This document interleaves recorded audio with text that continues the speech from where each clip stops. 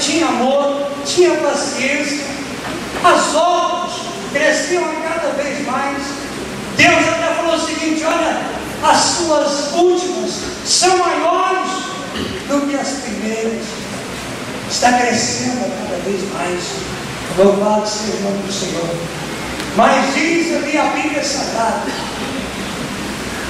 e parece que no capítulo 2, versículo 14,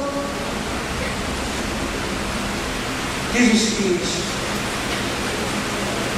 tenho, porém, contra ti que toleras Jezabel. E o que significa Jezabel, meu filho? Significa montão de lixo. Tem igreja que ama demais, mas deixa entrar tanta coisa que não pode entrar. Glorifica a Deus, porque aqui tem homem zeloso que tem ensinado para não entrar lixo aqui. E vai entrar lixo na sua vida só se você obedecer. Porque o alimento ele é bom.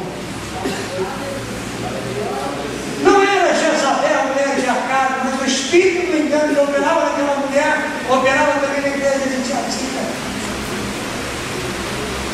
E seu intuito era fazer os irmãos errar, ensinar mentira, um engano, e comer o seu alimento que não vinha da mesa de Deus.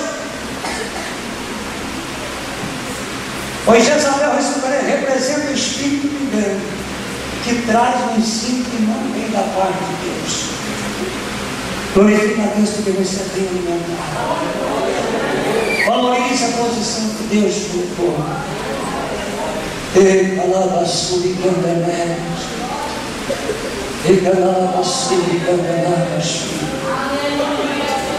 A doutrina de Jezabel ensina somente o seguinte: olha, Deus só quer o seu coração, tem um coração bom.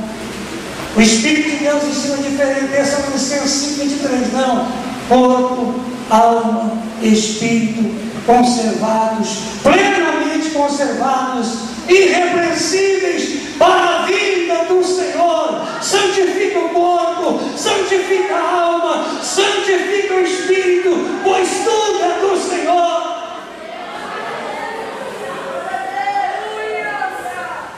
Jezabel ensina o seguinte: que a bonita é para se mostrar. O Espírito de Deus ensina o seguinte: o seu corpo é templo do Espírito Santo de Deus.